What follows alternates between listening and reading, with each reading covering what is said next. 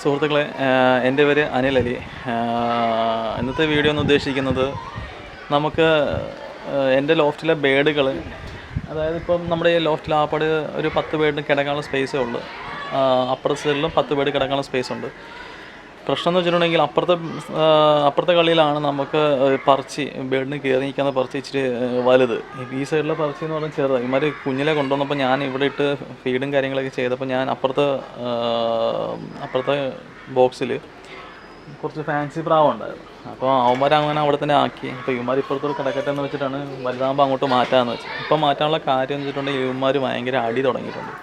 അടിച്ചിട്ട് കാര്യം വെച്ചാൽ ആ പറച്ചിക്ക് സ്പേസ് കുറവായതുകൊണ്ട് അവന്മാർക്ക് അങ്ങോട്ടും ഇങ്ങോട്ടും കയറി തല്ലാനുള്ള സ്പേസ് ഉണ്ട്. അപ്പോൾ ഇവന്മാർ 2 ദിവസമായിട്ട് ഇപ്പം തല്ല് തുടങ്ങിയിട്ടുണ്ട്. അപ്പോൾ നമുക്ക് നമ്മുടെ ബേഡിനെ നല്ല ഹെൽത്തി ആയിട്ട് കിട്ടണമല്ലോ.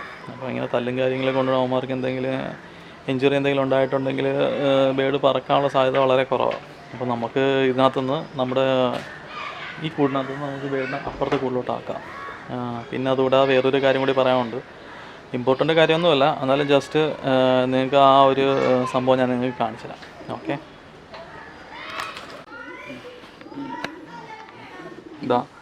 ഇതാണ് പറച്ചി. ഇത് ചെറുതാണ്. ഈ ലോഫ്റ്റ് എന്ന് പറയുമ്പോൾ നമ്മൾ ലോ കോസ്റ്റ് രീതിയിൽ ഉണ്ടാക്കിയ ഒരു ലോഫ്റ്റാണ്. ഞാൻ മുമ്പ് ഒരു വീഡിയോ ഞാൻ പറഞ്ഞിട്ടുണ്ട്. അപ്പം ഈ പറച്ചി ചെറുതാണ്. ഇവിടെ ഒരു ബേഡ് നിന്നിട്ടുണ്ടെങ്കിൽ ഈ പറച്ചി ഇവിടെ നിൽക്കുന്ന ബേഡിന് അങ്ങോട്ടും ഇങ്ങോട്ടും കൊത്താം. അതേപോലെ ഇവിടെ നിൽക്കുന്നതിന് അങ്ങോട്ടും ഇങ്ങോട്ടും അടി ഉണ്ടാക്കാം. അപ്പോൾ ഇവന്മാരിപ്പം മെയിലും ഫീമെയിലും ആകാനുള്ള, അതായത് മോൾട്ടിയും കാര്യങ്ങളൊക്കെ തുടങ്ങി. അപ്പോൾ അവന്മാർ അങ്ങോട്ടും ഇങ്ങോട്ടും അടിയും ബഹളവും കാര്യങ്ങളൊക്കെ ആക്റ്റീവായി തുടങ്ങിയിട്ടുണ്ട്.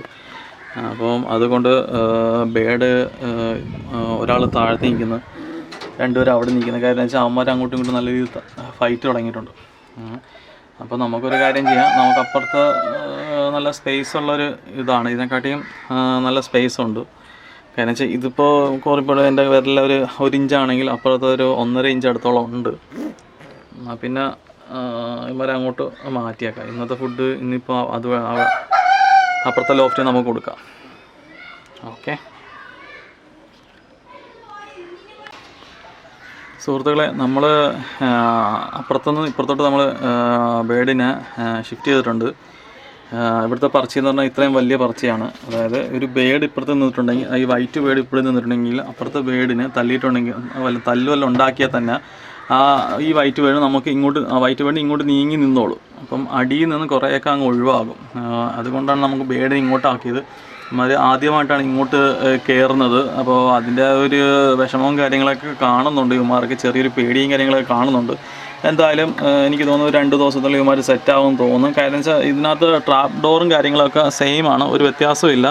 നമ്മൾ ഈ ലോഫ്റ്റ് 2ആയിട്ട് ഉണ്ടാക്കിയിരിക്കുന്നത്. 2ആയിട്ട് ഉണ്ടാക്കാൻ കാര്യം വെച്ചിട്ടുണ്ടെങ്കിൽ മെയിലിനെയും ഫീമെയിലിനെയും നമുക്ക്, അതായത് ഒരു 3 മാസമൊക്കെ കഴിയുമ്പോൾ ഇവന്മാർ പേര് പിടിക്കുന്ന രീതിയിലൊരു സംഭവം ഉണ്ടാവും. അപ്പം പേര് പിടിച്ചിട്ടുണ്ടെങ്കിൽ നമുക്ക് റേസിങ്ങിൽ വിടാനുള്ളൊരു ബുദ്ധിമുട്ടും കാര്യങ്ങളൊക്കെ ഉണ്ടാവും. കാര്യം എന്ന് വെച്ചിട്ടുണ്ടെങ്കിൽ അവന്മാർ ഹെൽത്ത് പരമായിട്ട് കംപ്ലൈൻ്റ് ആകും. കാര്യം എന്ന് വെച്ചാൽ അവന്മാർ 6 മാസത്തിന് ശേഷമൊക്കെയാണ് ഇവന്മാരൊക്കെ മുട്ടയിടാൻ തുടങ്ങുന്നത്, സാധാരണപ്പെട്ട പ്രാവുകളൊക്കെ. അപ്പോൾ ഇവന്മാർ 3 മാസത്തിനുള്ളിൽ ഇവന്മാർ ചെറുതായിട്ട് അങ്ങോട്ടും ഇങ്ങോട്ടും പേര് പിടിക്കലും കാര്യങ്ങളൊക്കെ ആയിട്ട് സ്റ്റാർട്ടാകാൻ തുടങ്ങും. അപ്പോൾ അതിൻ്റെ പേരിൽ തന്നെയാണ് നമ്മൾ രണ്ട് ലോഫ്റ്റായിട്ടാണ് നമ്മളിത് അടിച്ചിരിക്കുന്നത്. അപ്പോൾ നമുക്ക് മെയിലിനെയും ഫീമെയിലിനെയും കൺഫേം ആയിട്ട് മനസ്സിലാവുകയാണെങ്കിൽ നമുക്ക് അങ്ങോട്ടും ഇങ്ങോട്ടും മാറ്റുന്ന രീതിയിലാണ്. അതായത് ഈ സൈഡിലായിരുന്നു നമ്മൾ ബേഡിനിട്ടിരുന്നത്, നമ്മൾ അവിടുന്ന് ഇപ്പുറത്തോട്ടാക്കി. എല്ലാം സെയിം ആണ്, പക്ഷെ പറച്ചിക്ക് മാത്രമുള്ള ചെറിയൊരു വ്യത്യാസം. ഈ സൈഡിലാകുമ്പോൾ നമുക്ക് കുറച്ചും കൂടി ആകാശമായിട്ട് കുറച്ചും കൂടി നല്ല സൈറ്റും കാര്യങ്ങളൊക്കെ നമുക്ക് കിട്ടും. ബേഡിന് അത്രത്തോളം ലോഫ്റ്റുമായിട്ട് ഒരു അറ്റാച്ച്മെൻറ്റ് ഉണ്ടാവും. ഈ ഭാഗത്തെന്ന് പറയുമ്പം ഈ സൈഡിൽ ഈ മരങ്ങൾ, ഈ സൈഡിൽ ഈ പുളിമരവും കാര്യങ്ങളൊക്കെ നിൽക്കുന്നത് കൊണ്ട് ഒരു ചെറിയൊരു ബുദ്ധിമുട്ടും കാര്യങ്ങളൊക്കെ ഉണ്ടാവും. എന്നാലും കുഴപ്പമില്ല, നമ്മുടെ ബേഡ് നമ്മുടെ ലോഫ്റ്റുമായിട്ട് ഇണങ്ങിയിരിക്കുന്നതുകൊണ്ട് കുഴപ്പമില്ലെന്ന് ഞാൻ പ്രതീക്ഷിക്കുന്നു. എന്തായാലും അവന്മാരിനി ഒരു 2 ദിവസം കൂടി എടുക്കുമെന്ന് സെറ്റാകാൻ തോന്നുന്നു. ഒരു ചെറിയൊരു പേടിയും കാര്യങ്ങളൊക്കെ കാണുന്നുണ്ട്. ഓക്കെ, കാര്യമാണ് സുഹൃത്തുക്കളെ, നിങ്ങളത്തെ ഒരു കാര്യം ഷെയർ ചെയ്യണമെന്ന് വെച്ചിട്ടുണ്ടെങ്കിൽ ഈ ബേഡിൻ്റെ ഒരു കാര്യമാണ്. ഇവൻ്റെ റിംഗ് നമ്പർ 626 എന്ന് പറഞ്ഞ റിംഗ് നമ്പറാണ്. ഇവൻ്റെ ഒരു പ്രത്യേകത എന്ന് വെച്ചിട്ടുണ്ടെങ്കിൽ ഇവൻ്റെ ഒരു വിങ് പാറ്റേൺ 11 കള്ളിയും മറ്റേ വിങ് പാറ്റേൺ 10 കള്ളിയുമാണ് ഉള്ളത്. അത് ജനറ്റിക് പരമായിട്ട് എന്തോ ഒരു സംഭവമാണ്. ഇവർ ഒരു ലെഗിൽ സോറി ഒരു ചിറകിൽ 11 ഒരു ചിറകിൽ 10. അങ്ങനെ റെയറാണ് അങ്ങനെ ഉണ്ടാകാൻ. പക്ഷേ ഇത് ഉണ്ടായെന്നും പറഞ്ഞാൽ നമുക്ക് ഇത് മത്സരത്തിന് പങ്കെടുക്കുമ്പോൾ അവന്മാർക്ക് സ്പീഡ് കൂടും, അങ്ങനെ ഒരു സംഭവം കാര്യങ്ങളൊക്കെ ഒന്നും ഇല്ല. പക്ഷേ നമ്മുടെ ലോഫ്റ്റിൽ നടന്നൊരു സംഭവം ആയതുകൊണ്ട് ഞാൻ നിങ്ങൾക്ക് ഷെയർ ചെയ്യുന്നത് മാത്രമേ ഉള്ളൂ. ഇവനാണ് ആൾ. അപ്പം ആളുടെ മോൾട്ടിങ് ടൈമാണ്. ഇവനിപ്പോൾ ഒരു 2 കള്ളി, 3ാമത്തെ കള്ളി സ്റ്റാർട്ടായിട്ടുണ്ട് പോകാൻ വേണ്ടി. അപ്പോൾ അവൻ്റെ വിങ് പാറ്റേൺ ഞാൻ നിങ്ങൾക്ക് കാണിച്ചു തരാം. അപ്പോൾ നിങ്ങൾക്ക് മനസ്സിലാവും ഇവൻ ഒരു വിങ്സിൽ 11 കളിയും മറ്റൊരു വിങ്സിൽ 10 കളിയായിട്ട്. സുഹൃത്തുക്കളെ, നമ്മളൊരു ബേഡിനെ ഹാൻഡിൽ ചെയ്യുമ്പോൾ എപ്പോഴും ബേഡിനെ ഇങ്ങനെ ഹാൻഡിൽ ചെയ്യാൻ നോക്കുക. കാര്യം എന്ന് വെച്ചിട്ടുണ്ടെങ്കിൽ അവന്മാർക്ക് ഇതൊരു ലോക്കാണ്. നമ്മുടെ ഈ രണ്ട് വിരലുകൾ ബേഡിനെ 2 ലെഗിൽ അകത്തോട്ട് ഇങ്ങനെ കയറ്റി വെച്ചാണ് നമ്മൾ ലോക്ക് ചെയ്യുന്നത്. അപ്പോൾ ഇത് ഇമാരി എങ്ങനെ കുതിറിയാലും ഈ ബേഡ് നമ്മുടെ കയ്യിൽ നിന്ന് നഷ്ടമാകില്ല. അതായത് നമ്മുടെ കയ്യിൽ നിന്ന് വിട്ടുപോകത്തില്ല. നമ്മൾ ഏത് രീതിയിൽ നമ്മൾ ബേഡിനെ ഹാൻഡിൽ ചെയ്താലും നമ്മുടെ കയ്യിൽ നിന്ന് അത് ഊരിപ്പോകും. ഇതൊരു ലോക്കായിട്ട് കിടക്കും. അതായത് ഫ്രണ്ടിലോട്ടും ബാക്കിലോട്ടും പോയിട്ടുണ്ടെങ്കിലും ഈ ലെഗ് ഉള്ളത് കൊണ്ട് അങ്ങോട്ടും ഇങ്ങോട്ടും ഇമാര് മൂവ്മെൻറ്റ് അങ്ങനെ ചെയ്യത്തില്ല. ഓക്കെ, ഈ ബേഡിൻ്റെ വിങ് പാറ്റേണാണ് ഞാൻ കാണിച്ചിരുന്നത്. അതായത് കാണുന്നുണ്ടായിരിക്കും. ഇപ്പോൾ 3ാമത്തെ കള്ളിയാണ്. 3ാമത്തെ കള്ളി 4, 5, 6, 7, 8, 9, 10. അതായത് ഇതിൻ്റെ ലെഫ്റ്റ് സൈഡിലെ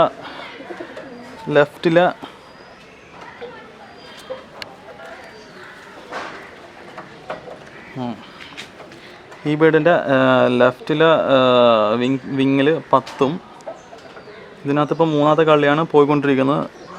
കാണുന്നുണ്ടായിരിക്കും. ഇതിൽ റൈറ്റിലാണ് 11 കള്ളി. റൈറ്റിൽ 11 കള്ളി. ഇത് 3ാമത്തെ കള്ളിയാണ്. ഇതിനും ഈ സൈഡിലും പോയിരിക്കുന്നത്.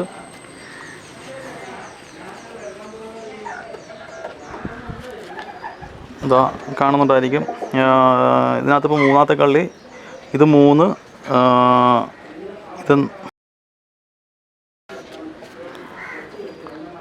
ഇത് 3, ഇത് 4, ഇത് 5, ഇത് 6, ഇത് 7, ഇത് 8, ഇത് 9, ഇത് 10, ഇത് 11.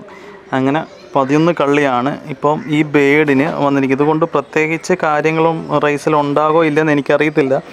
പ്രത്യേകിച്ച് കാര്യമില്ലെന്നാണ് പൊതുവെ അറിഞ്ഞിരിക്കുന്നത്. പിന്നെ നമ്മുടെ ലോഫ്റ്റിൽ ഇങ്ങനെ ഒരു ബേഡ് ഇങ്ങനെ വന്നത് കൊണ്ടാണ് ഞാൻ ഇങ്ങനെ ഒരു വീഡിയോ എടുക്കുന്നത്. Okay,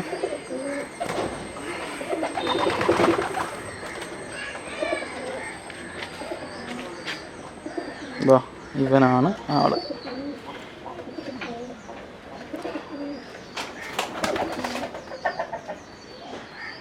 okay.